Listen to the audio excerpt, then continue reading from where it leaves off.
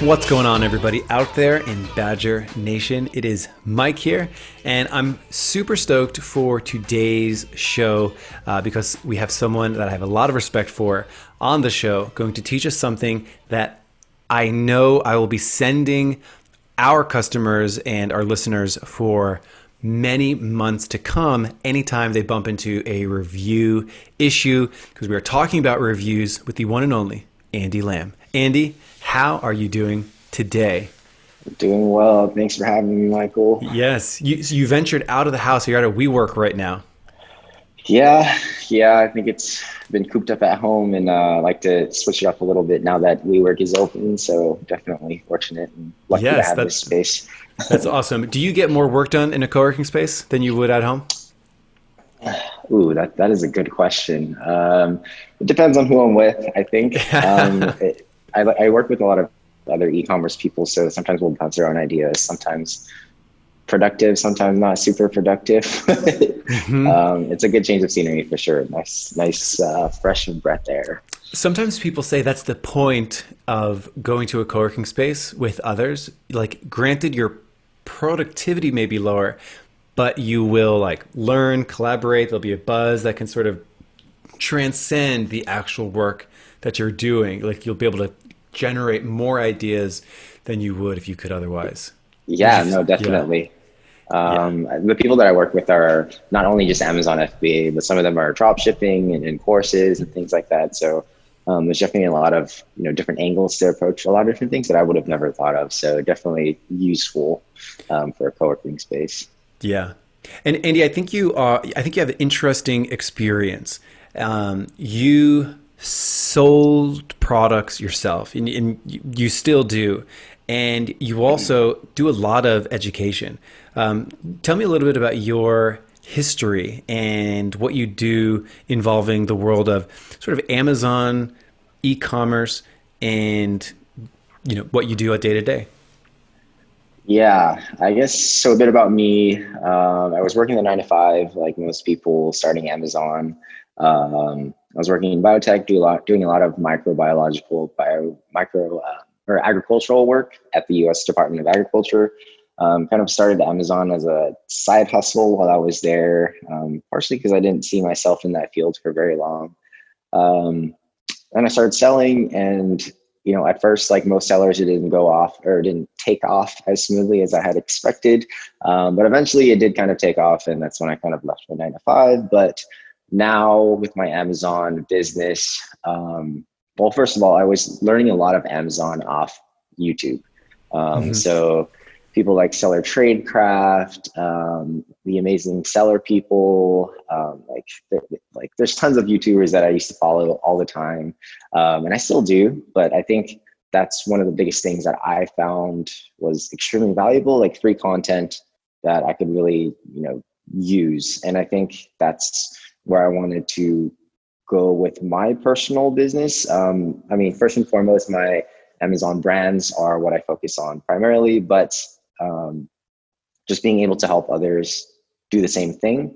And that content is just I thought it was extremely valuable. So that's why I'm trying to put out content twice a week on YouTube. It's getting a little overwhelming, so I might cut down to once a week. But I'm doing Instagram as well, like daily content there. And I just added you guys on Instagram. So right on. Yeah, pretty much just giving that information that I wish I had when I was first starting out. That's my primary goal with that. Yes. Can I brag? I'm going to brag for you. I have found you to be so kind and so generous and so giving with, even in our conversations that we've had in the past one-on-one, you have a great curiosity about all of these things, and the way that you process information and give it back to people, I find really refreshing. So thank you for everything that you do. It's awesome. I dig your stuff. Appreciate that. Yeah. Appreciate that. Yeah. It's definitely out of my comfort zone to stand in front of a camera and record, but I'm from New Jersey, and I made it out somehow without an accent. even though like everyone in my family says like drink coffee and walk the dog, and they're very skeptical over there, and they don't trust anyone. And I have a little bit of that. We've known each other. We've been talking for a couple of months now, and I'm always like, "Whoa, is he really this nice?" But lo and behold, it's been great so far. So we have an awesome topic that we're going to be talking about: reviews and review strategies on how to get more reviews. And, if anyone's listening to the show for a while now, you'll know that, we went 90 episodes deep just on Amazon PPC. Very rarely did we have guests. And one thing I wanted to do, not only for my own sake and learn from people that do this day in, day out, because I spend 99% of my time just in ads, is start bringing in sort of outside experts to help complement everything that we do here talking about Amazon PPC. If you can optimize your review process, that will make all of your PPC campaigns flow a lot easier. Everything just sort of goes without a hitch. It's kind of like you're in easy mode.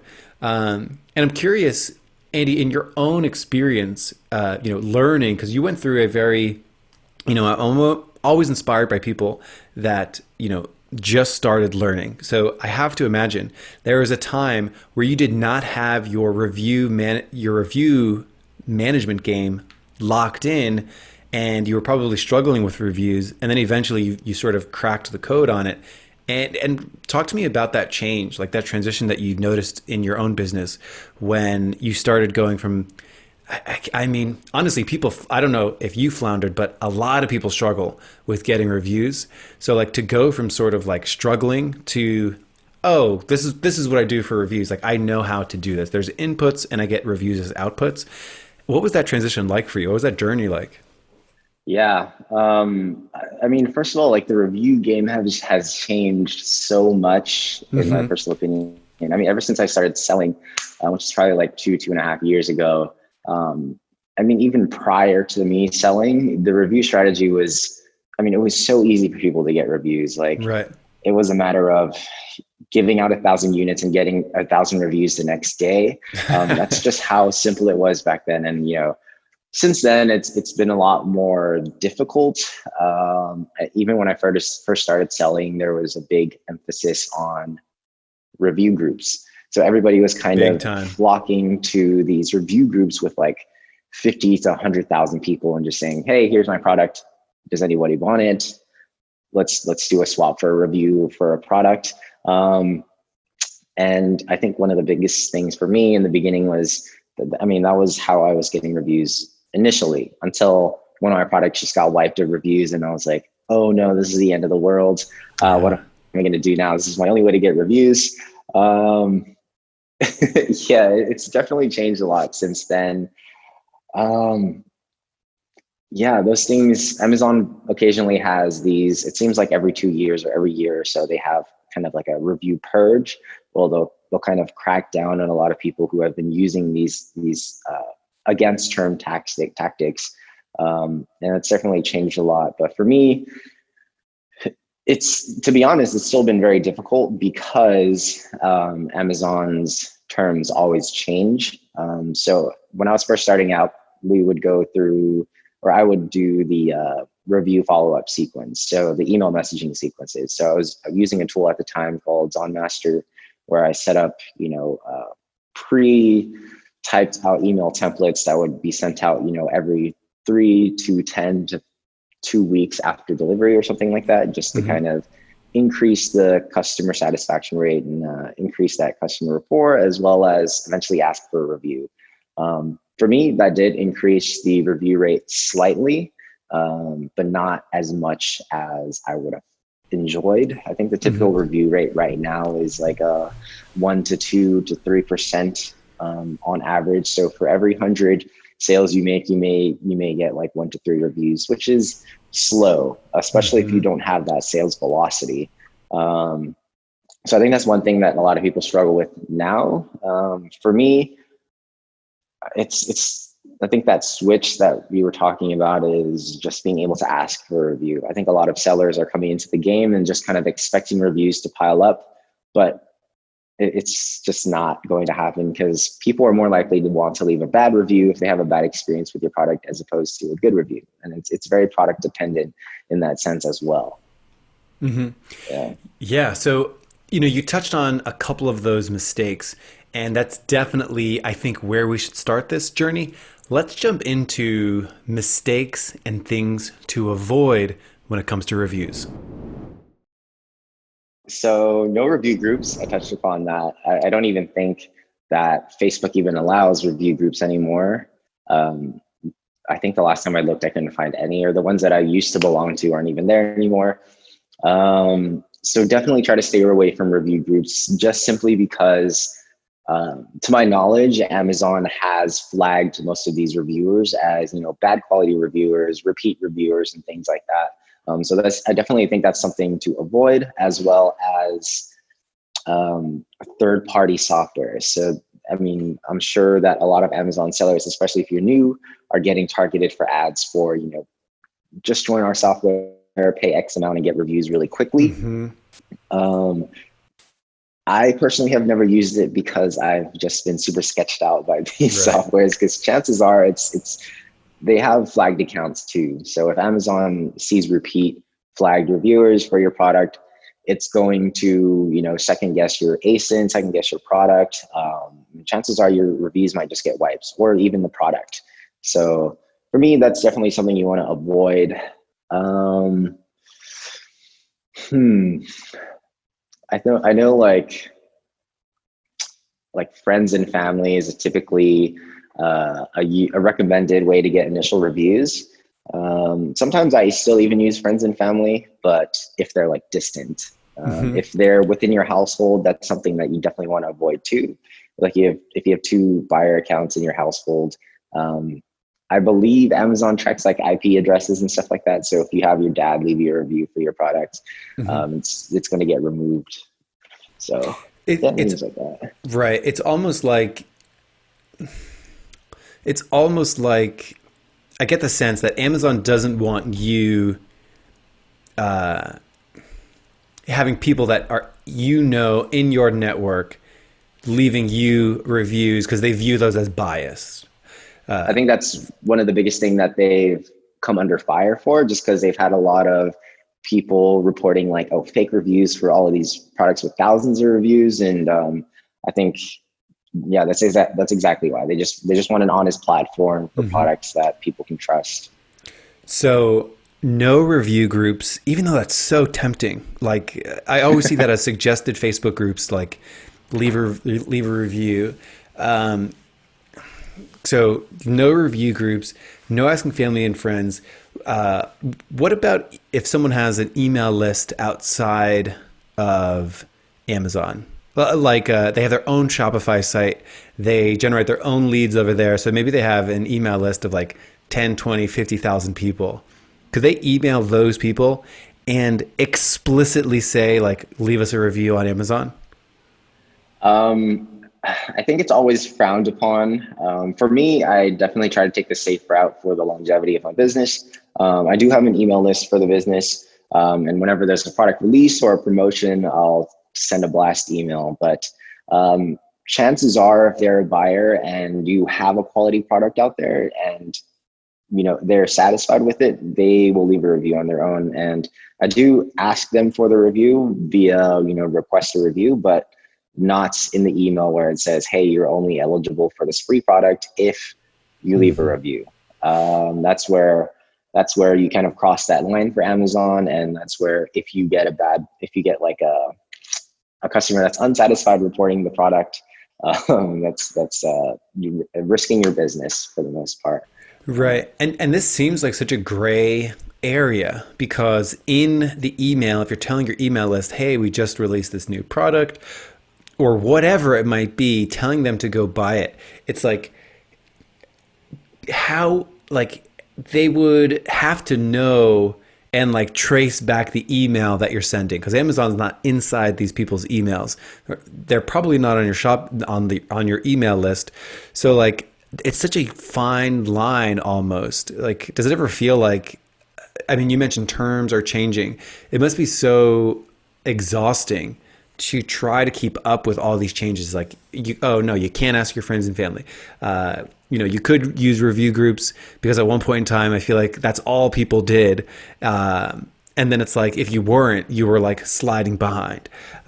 So like you had to use it almost. And now it's like, well, but if you have an email list, like how could you even transition there? So explicitly saying like, go here, leave a review, potentially sounds like a gray area. Yeah. And Amazon doesn't even want you to, have their email, your customer emails. Right. That's why they're so strict on, only communications through the Amazon platform to your customer. So even the fact that you have access to their email, or you're able to divert traffic off of Amazon if you wanted to sell products, in the Shopify store that you had started for, avoiding Amazon fees or something like that. That's definitely something that they don't want to happen. That's why sometimes if you're asking for too much in your product, or if you include like a product insert and you're saying, hey, check out this website, or hey, leave a review, or if you want to sign up for our VIP list, leave your email here. That's definitely frowned upon because they want all the focus to be on Amazon. Now, there are things like ManyChat bots and Facebook ads driving people to either leave a review for a free product, or to your Amazon listing. To my knowledge, it is rewarded if you are driving external traffic onto Amazon. Right. But sometimes it may be frowned upon if you're running a promotion and saying, hey, leave a review for the product, for the free product, and things like that. Right. Damn. So in short, it's kind of like the biggest mistakes obviously are going out and using review farms, going out and like paying for reviews, because a lot of those people in those review groups, or when you pay for reviews, are going to be potentially like professional reviewers, like on the side. Maybe they control like several different Amazon accounts, and like eventually Amazon's good, like smart enough, I'd like to believe, as a consumer on Amazon, that they will eventually be, eradicating those accounts. I mean, there's websites like Review Meta, or like Fake Spot, I believe is one, that basically try to like analyze all the reviews that are like fake, and then like filter those out. Like if you're telling a review farm, oh, be sure to mention like durability in your review, and then like they'll scan and say,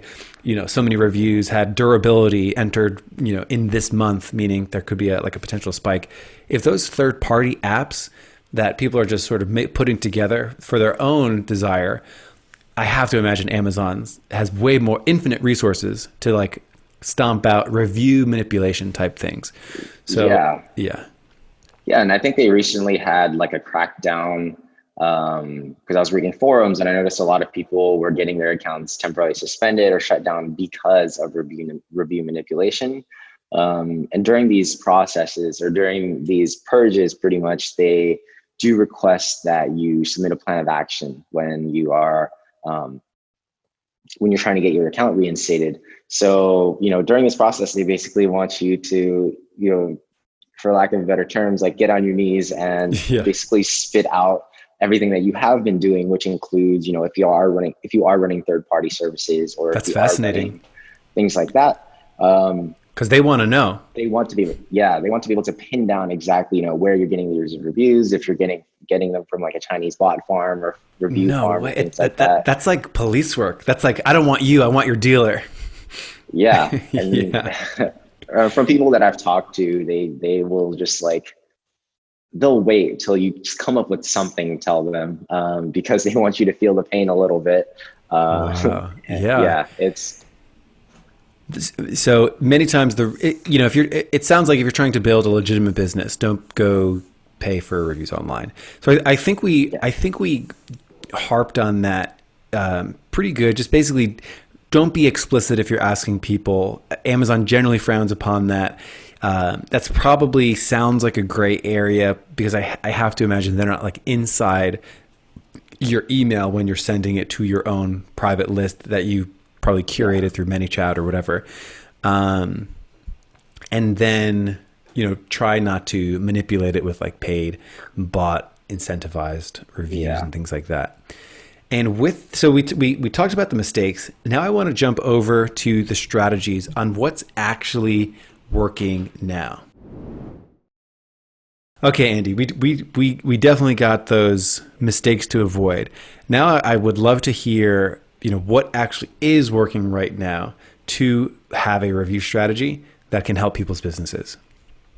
Yeah, good. Definitely something good to talk about. Well, first and foremost, I think one of the biggest mistakes to avoid is to put out a cheap product. I think if you're looking to grow a long-term business on Amazon, especially in private label, it's important to put out a quality product that people are going to want to leave reviews for.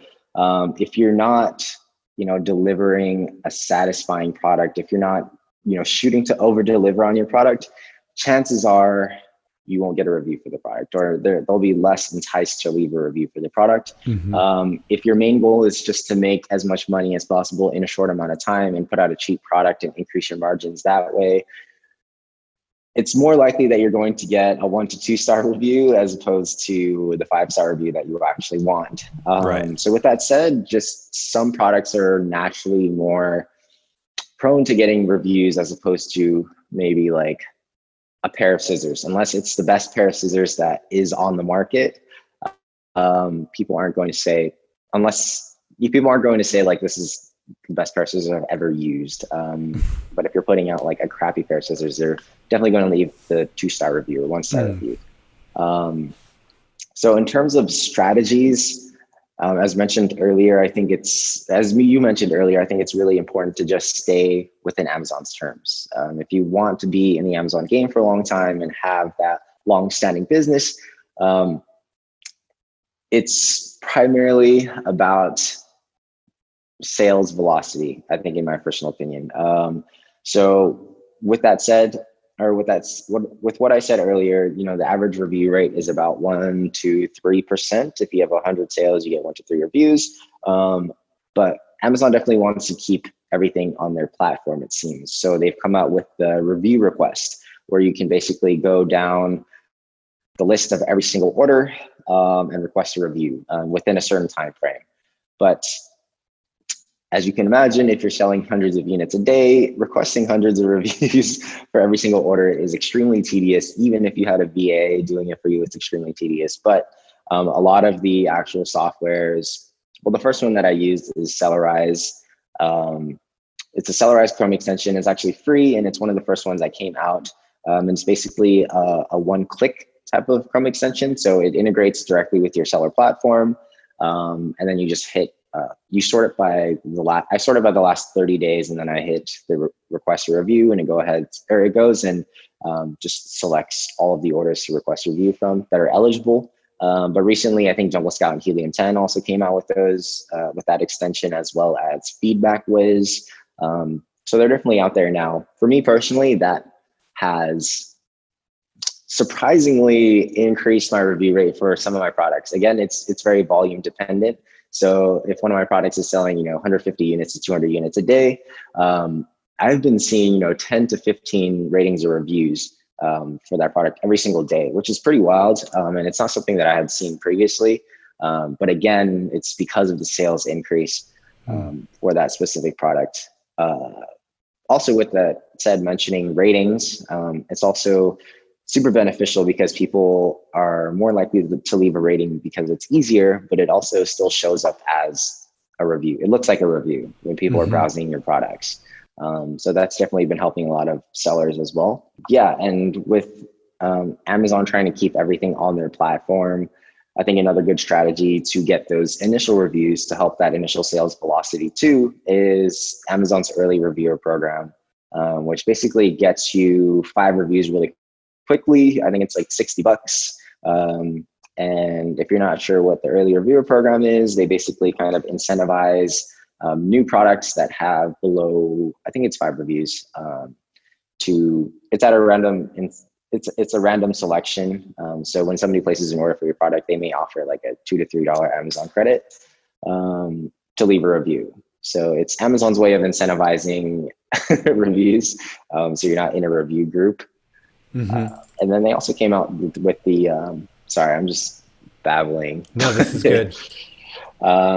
They came out with the Vine program, which I think is really awesome too. It leverages their Amazon Vine voices, which gets you, I think, up to 30 reviews. I'm going to be testing it on a new product. But from what I've seen and what I've heard from other sellers that I talked to, it's one of the better ways to start out in the beginning too. So that's pretty much the give a item away in exchange for a review almost, but within Amazon's terms. But you're doing it tracked, so Amazon knows where it's going. How is it working? Yeah, and when people go to look at the reviews, it actually says like Vine program reviewer next to the reviews, so people know. Right. So far we've got don't put out a cheap product, right? That's table stakes.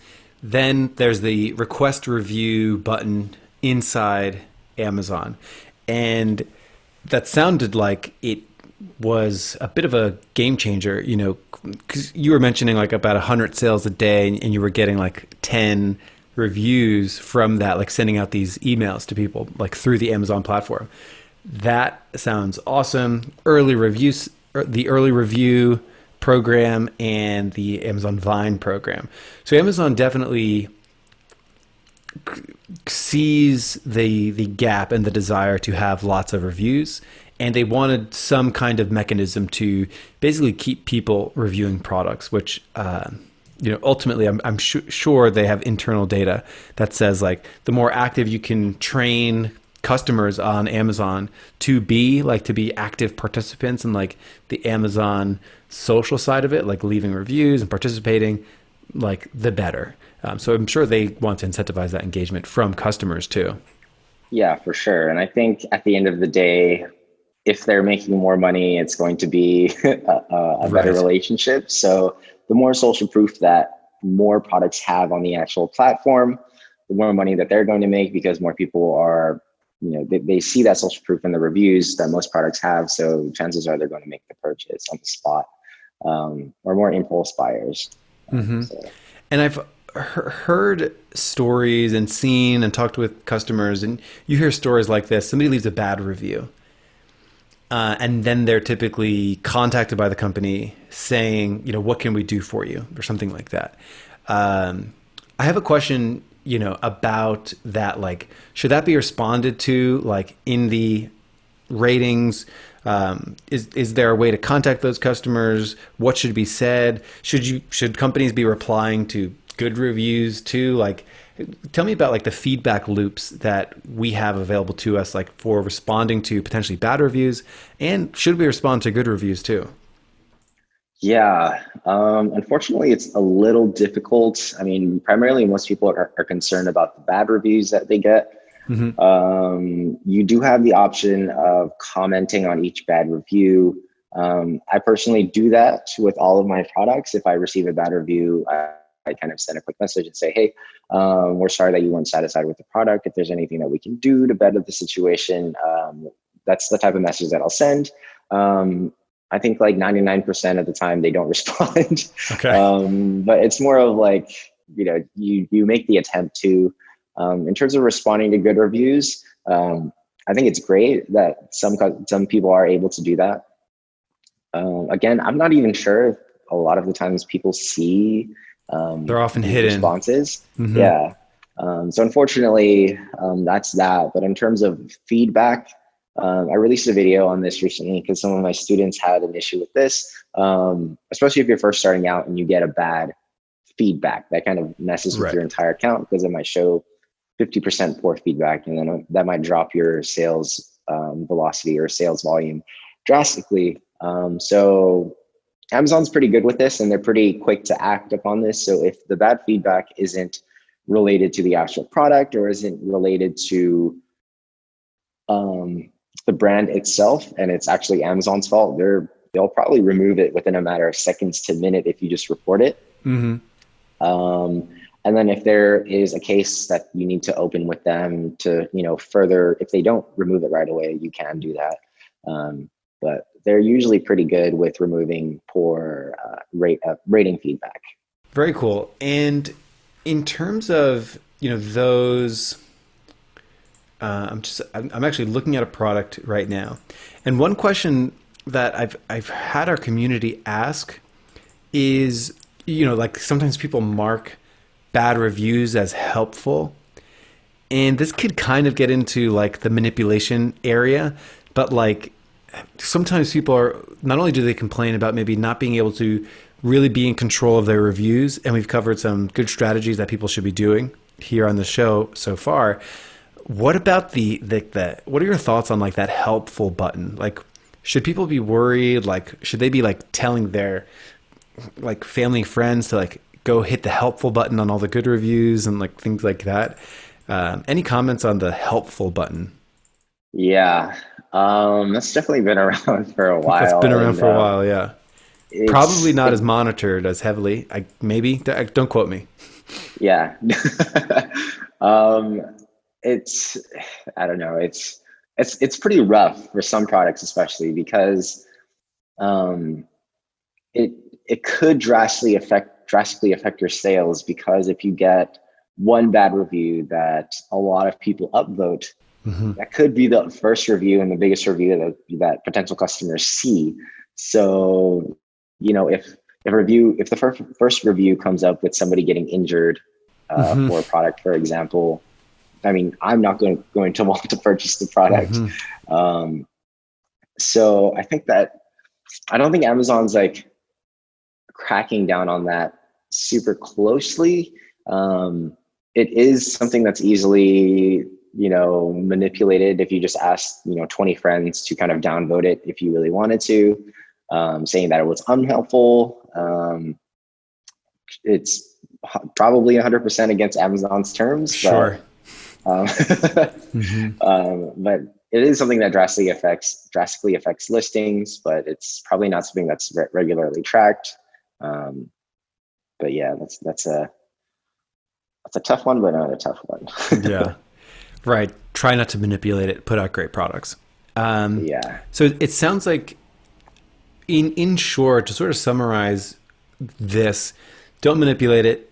Put out great products. Amazon has sort of 3 mechanisms that you can take advantage of: their early review system, the request review button, where you have to go product by product, and there's some ways to speed that up, like you mentioned, and the Amazon Vine program.